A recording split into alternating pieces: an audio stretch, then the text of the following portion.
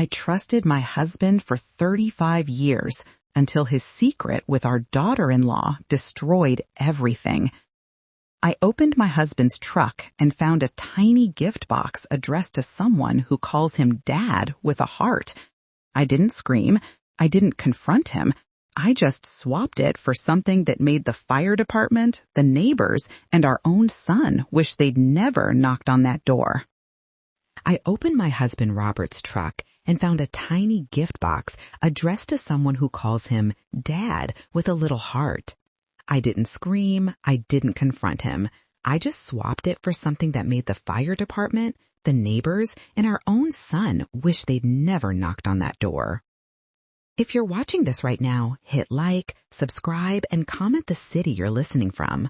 I want to know how far this story has reached.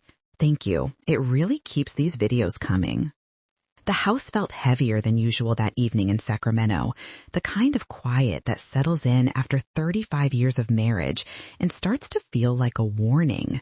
The wooden clock on the wall Robert's parents gave us the day we bought this place kept ticking like it knew something I didn't. Robert walked in late again, saying it was another client dinner downtown. He looked exhausted, but it wasn't the normal kind of tired. It was the kind that comes with secrets. He tossed his jacket over the chair, loosened his tie, and went straight upstairs without even looking at me properly. Minutes later, his snoring drifted down the stairs, loud and steady like nothing was wrong. I started cleaning up after him the way I always do. Wallet, keys, phone still glowing on the table. One notification lit the screen. I knew I shouldn't look, but my thumb moved on its own. The preview read, "Tonight was perfect. Dad with a little heart. Same time next week?" From a contact saved only as J. My stomach dropped. Dad with a little heart? From who? I put the phone back exactly where it was, hands shaking, heart racing so loud I was sure it would wake him. Then I walked out to the garage. His truck was still warm. And there, in the glove compartment, sat that small gift-wrapped box with a red ribbon, waiting like it had been placed there just for me to find. The next morning, I was up before the sun, standing in the kitchen with a cup of coffee I didn't even taste. Robert came down in his usual rush, hair still damp from the shower, grabbing toast like everything was normal. "I've got back-to-back meetings in the city," he said, eyes on his phone instead of me. "Don't wait up." He brushed my cheek with a quick kiss that felt rehearsed and was out the door before I could answer. As soon as his truck pulled away, I called my sister Linda. She's lived 10 minutes from us ever since she moved back to Sacramento 5 years ago, after her own divorce. She's the only person I've ever trusted when something felt off. "Lindy, I need you to come over, now." She didn't ask questions. 20 minutes later, she was in my driveway, worry already written across her face. I handed her Robert's phone the second she walked in. I'd taken it from the counter after he left. He was always forgetting it when he was nervous. Look at the messages from Jay. Linda scrolled, her mouth tightening with every line. "Dad with a little heart? Who the hell calls him that?" Then she saw the gift box photos I'd already taken in the garage. Small, black velvet, a tiny card poking out that just said, "For my favorite man." Her eyes met mine. "Patricia, this isn't some coworker." We sat at the kitchen table and went through everything again, slower this time. The late nights, the new cologne, the way he'd started locking his phone even when he went to the bathroom. Linda never interrupted, just listened the way only a sister can. When I finished, she reached across and squeezed my hand hard. "You're not crazy, and you're not doing this alone." She pulled out her laptop. "I know a guy, David Larson, retired cop, does private work now. Quiet, clean, and he owes me from when I helped his wife with her garden business. I'm calling him." By noon, we were sitting in a corner booth at a quiet cafe on J Street. David was shorter than I expected. Gray hair, calm eyes that didn't miss anything. I slid the envelope across the table, Screenshots of the messages, photos of the gift box, the strange charges on Robert's card for a hotel in Roseville he'd never mentioned. I don't want theories, I told him, voice low. I want proof. David nodded once. Give me 48 hours. That night, Robert came home acting like the perfect husband, brought takeout from our favorite Thai place, asked about the flower shop, even rubbed my shoulders while we watched TV. I smiled, thanked him, and felt my stomach turn the whole time. The following afternoon, my phone buzzed while I was arranging lilies for a funeral order. A message from David. New photos attached. I locked the shop door, flipped the sign to closed, and opened them with Linda beside me. The first picture? Robert and our daughter-in-law Jennifer walking into a hotel lobby in Roseville, his hand low on her back. The second? The two of them on a park bench the week before, her head on his shoulder, laughing at something on his phone. The third made my knees buckle. Jennifer leaning in, kissing him like it was the most natural thing in the world, while her other hand rested on his knee. Linda caught me before I hit the floor. That's Christopher's wife, I whispered. That's our Jennifer. There were more. A short video clip next. Hotel hallway, grainy but clear enough. Jennifer giggling as Robert fumbled with a key card, whispering, "Hurry, Dad," in that same flirty voice from the texts. I don't remember crying. I just remember the cold spreading through my chest until I couldn't feel anything at all. Linda closed the laptop. We're not stopping here. Whatever they're planning, we're going to know every detail. She was right, because those messages weren't just about an affair. One screenshot David had grabbed showed Jennifer texting Robert, "Once the shop is in my name, the old lady won't have a leg to stand on." My flower shop. 35 years of early mornings, weekends, every cent we ever saved. The one thing that was truly mine. They weren't just destroying our family. They were coming for everything I'd built. 2 days later, David called while I was unloading a delivery van full of hydrangeas. "Meet me at the shop after closing. Bring Linda." We sat in the back room surrounded by buckets of roses and baby's breath. David laid a tablet on the work table and started swiping. First photo, Robert and Jennifer at a quiet bar in Folsom, her hand covering his wedding ring while they talked close. Second, them leaving a lawyer's office downtown, Jennifer carrying a thick folder with a notary seal already visible on the corner. David's voice stayed flat, professional. They've been meeting this attorney twice a week. Names on the door, estate planning, and trusts. Then he played a short audio clip. He'd managed to plant a small recorder in Robert's truck the night before. Jennifer's voice came through clear. "Once the new will is signed, the shop and the house go straight to me as inheritor. Patricia won't even know until it's too late."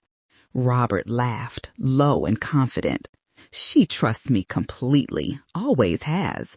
By the time she figures it out, we'll be long gone and the business will be yours." I felt the room tilt. My flower shop wasn't just a store. It was the reason we'd stayed in Sacramento, the reason Christopher grew up arranging stems after school, the reason I still got up at 4 every morning. And they were rewriting my life like I was already in the ground. Linda didn't say a word until the recording ended. Then she looked at David. "We need more than pictures. We need them caught in the act, something nobody can deny." David nodded. "They've booked the same hotel in Roseville every Thursday afternoon for the last 6 weeks. Tomorrow's Thursday. Tomorrow's Thursday." I found my voice. "What do you need from me?" "Nothing yet. Just keep acting normal. I'll handle the rest." That night, I cooked Robert's favorite, chicken with rosemary from the pots on our patio. He ate 2 helpings, told me how much he loved me, even held my hand across the table. I smiled back and felt nothing but ice. Thursday morning, I kissed him goodbye like any other day. As soon as his truck turned the corner, Linda pulled into the driveway. She'd taken the day off work. We drove to the shop together and waited for David's updates. The first text came at 1:30. They're checked in, room 312. Then a photo. Robert and Jennifer walking down the hotel hallway, arms around each other, no attempt to hide. 20 minutes later, David sent a live feed link. He'd booked the room next door and drilled a pinhole lens through the connecting wall. The screen showed everything. I watched my husband of 35 years close the curtains, turn to Jennifer, and pull her close like she was the only woman in the world. She whispered something that made him laugh the way he used to laugh with me when we were young. Linda reached over and paused the video. "You don't have to watch this part." But I did. I needed to see it with my own eyes so there would never be any doubt. When it was over, David sent one final file, an audio recording from inside the room. Jennifer's voice again, lazy and satisfied. "After this weekend, we'll have her sign the new power of attorney forms. She'll think it's just routine. Then everything is ours." Robert answered, "She won't fight it. She never fights me." Linda closed the laptop. Her eyes were hard. "They just planned your funeral while you're still breathing. What do you want to do?" I looked around the back room that still smelled like fresh lilies and earth. Every bucket, every ribbon, every cooler I'd paid for with my own hands. I want them to feel what it's like when the door gets kicked in and the whole world sees who they really are. David leaned forward. "Then here's what we're going to do." David laid it out like a blueprint. The plan was simple, clean, and impossible to ignore. Jennifer and Robert had already arranged their next date for Saturday afternoon at our house. Robert told me he and Christopher were fixing the old greenhouse in the backyard, some father-son project that needed to get done before winter. Christopher was on shift at the fire station all weekend. I was supposed to be at a flower convention in San Francisco overnight. I looked David straight in the eye. Make it Saturday. Linda spent the next 2 days turning my house into a silent witness. She and David installed 4 tiny cameras, one in the living room, one in the hallway, one aimed at the kitchen table where papers get signed, and one in the master bedroom, motion activated, live feed to a secure cloud only 3 of us could access, audio crystal clear. Friday night, I packed an overnight bag loud enough for Robert to hear, kissed him goodnight, and told him to have fun with Christopher tomorrow. He smiled like he'd won the lottery. Saturday morning, I left the house at 7, drove 2 blocks, parked behind Linda's SUV, and walked back through the neighbor's yard. Mrs. Thompson was already waiting with coffee and a front row seat from her upstairs window. She didn't know details, just that I needed the house watched. At 10:15, Robert's truck pulled into the driveway. Jennifer arrived 10 minutes later in her white Jeep, sunglasses on, overnight bag over her shoulder. They didn't even check if anyone was watching. Robert unlocked the door, arm around her waist, and they disappeared inside. Linda and I sat in her living room staring at 4 screens. They started in the kitchen. Jennifer poured wine at 11 in the morning. Robert spread documents across my table, the same table where Christopher used to do homework. Jennifer's voice came through the speakers, sweet and sharp. "Sign here, baby. This makes me durable power of attorney the second anything happens to Patricia. The shop, the house, the accounts, everything rolls to me as primary beneficiary." Robert didn't hesitate. Pen scratched paper. "She'll never notice the changes. I handle all the legal stuff anyway." They toasted. Glasses clinked. Then they moved to the couch. Clothes came off slower than I could ever unsee. The camera caught every second, every whisper, every lie they told each other about how this was forever. Linda never let go of my hand. When they headed upstairs, David sent a single text, triggering the alarm in 60 seconds.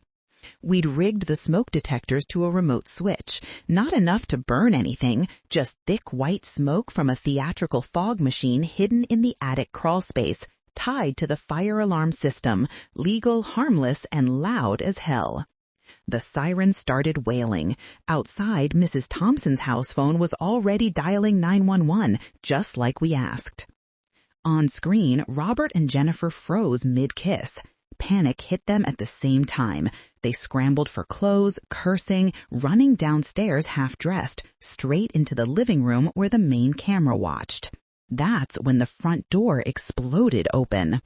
Christopher, in full turnout gear, axe in hand, led the crew from Station 12. They'd gotten the call for heavy smoke, possible entrapment. My son's voice boomed through the house. "Sacramento Fire, anybody in here?" The living room feed showed everything. Christopher rounded the corner and stopped dead. His father, shirt unbuttoned, lipstick on his neck. His wife, clutching a sheet, eyes wide with terror. The other firefighters behind him saw it too. One of them whispered, "Holy hell." Christopher didn't yell. He just stared, face going white under the helmet. Robert tried to speak first. "Son, this isn't." Christopher raised one hand, palm out, silencing him. Then he turned to his crew.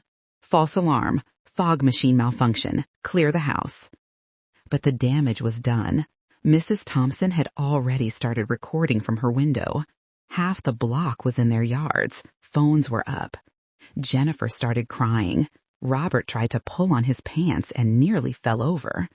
Christopher looked straight into the hidden camera, like he somehow knew I was watching.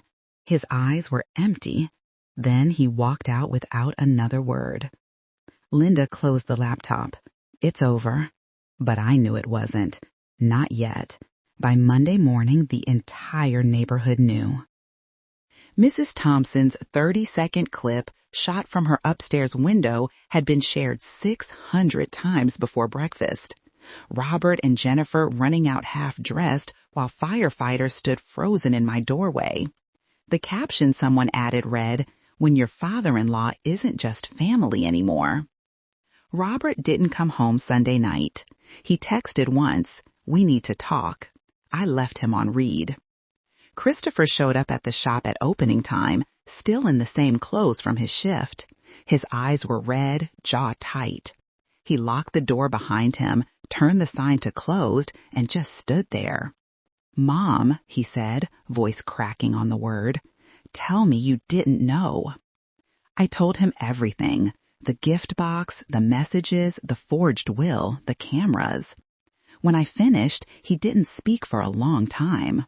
Then he pulled an envelope from his jacket and slid it across the counter. Divorce papers for me. Divorce papers for him. 2 sets, already prepared by a lawyer friend at the station who owed him a favor. "I want them gone," he said, "from our lives, from the house, from the business." I signed mine without reading past the first page. That afternoon, Linda and I went to the bank. I removed Robert from every account he'd ever touched, changed the safe combination, transferred the shop's operating funds to a new business account in only my name and Christopher's. Robert finally showed up at dusk, looking like he hadn't slept in days. Jennifer wasn't with him. He stood in the driveway holding a suitcase like a man who already knew the answer. "Patricia, let me explain." There's nothing left to explain. I handed him the divorce papers. "You have until tomorrow morning to get whatever you want from the house. After that, the locks change and the restraining order kicks in."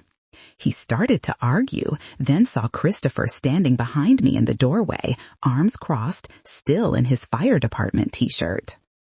Robert's mouth closed. He took the papers and left without another word. Jennifer tried calling Christopher 47 times in 2 days.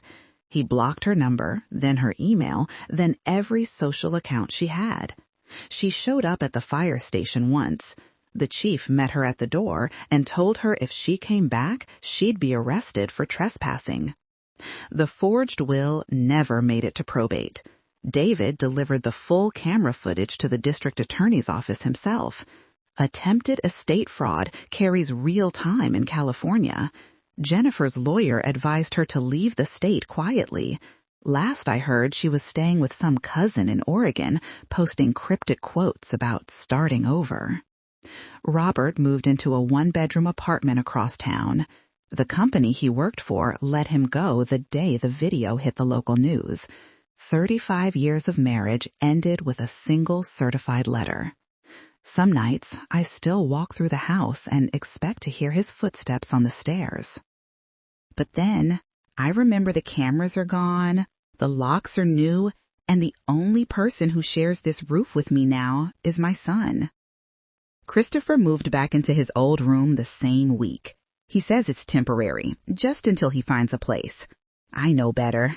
Some wounds need time and familiar walls. We reopened the shop together the following Monday. The bell above the door hasn't stopped ringing since. Customers come in for flowers, stay to tell me they're proud, that they always knew I was the strong one. I smile, wrap their bouquets, and keep working. Because the shop is still mine. The house is still ours.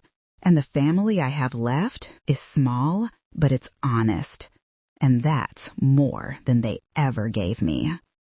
A month after the papers were filed, the shop looked the same on the outside. Same green awning, same buckets of seasonal blooms on the sidewalk, but everything inside had changed.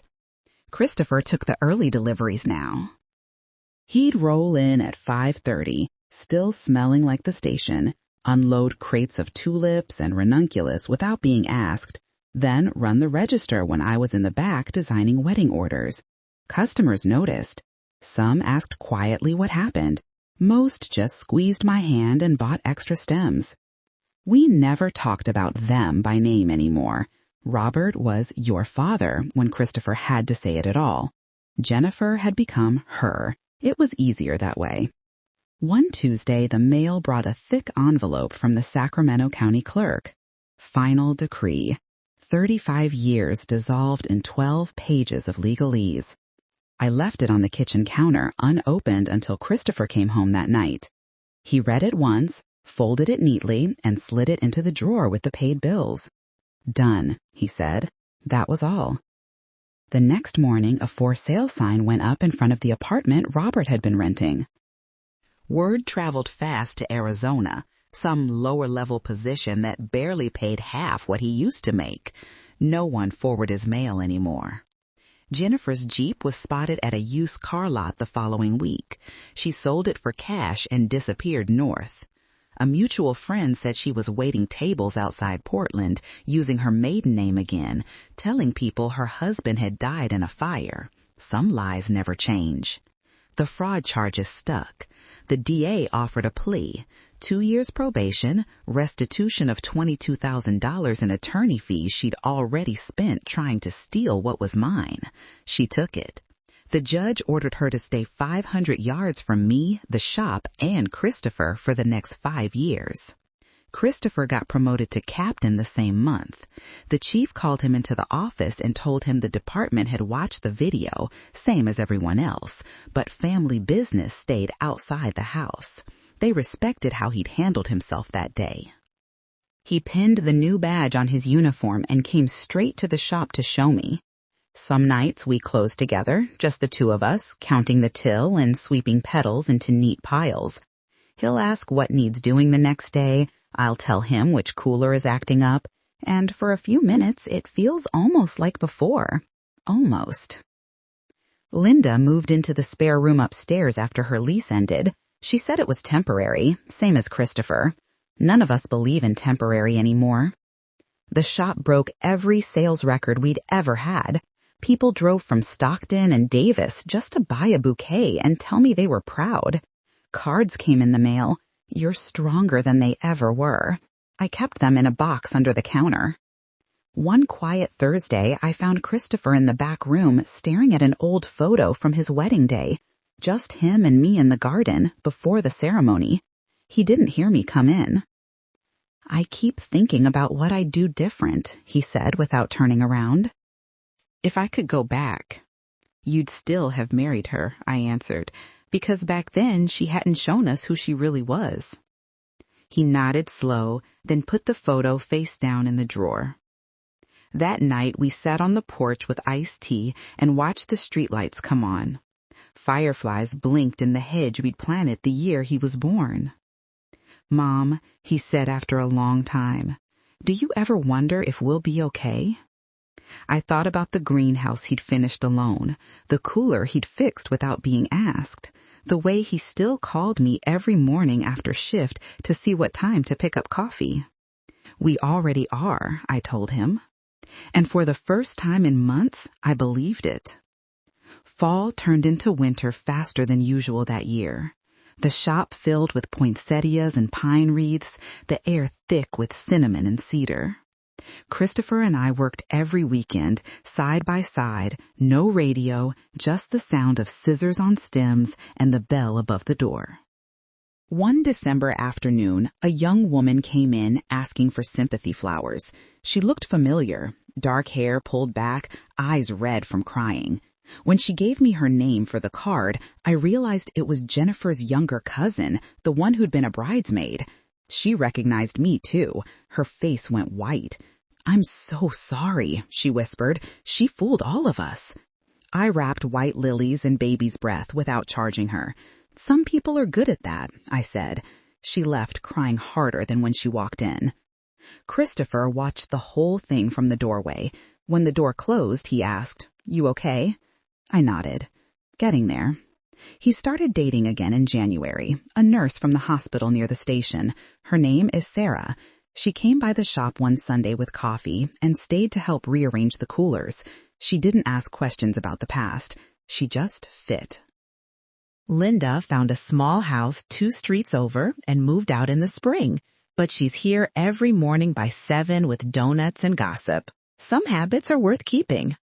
Robert sent 1 letter, postmarked Phoenix, no return address. Just a single page. He was sorry, he'd been weak, he hoped someday I could forgive him. I read it once and fed it to the shredder with the dead leaves. Christopher burned his copy without opening it. The shop expanded into the empty space next door that summer. We knocked down the wall, added another design table, hired 2 part-timers. Christopher handles the books now. He's better at it than I ever was. Some evenings when the sun sets gold through the front windows, I catch him looking at me across the buckets of sunflowers and smiling like he used to when he was 10 and proud he'd tied his first bow. We don't talk about forgiveness. We don't need to. We talk about soil pH and delivery routes and whether Sarah likes tulips or roses better.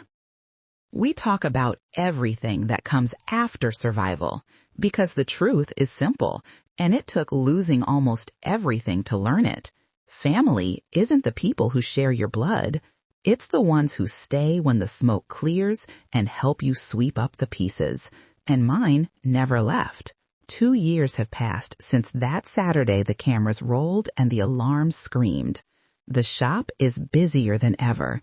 We supply half the weddings in Sacramento County now. And Christopher runs the second location we opened in Roseville last spring, Poetic Justice, in the same town they used to hide. Sarah moved in 6 months ago.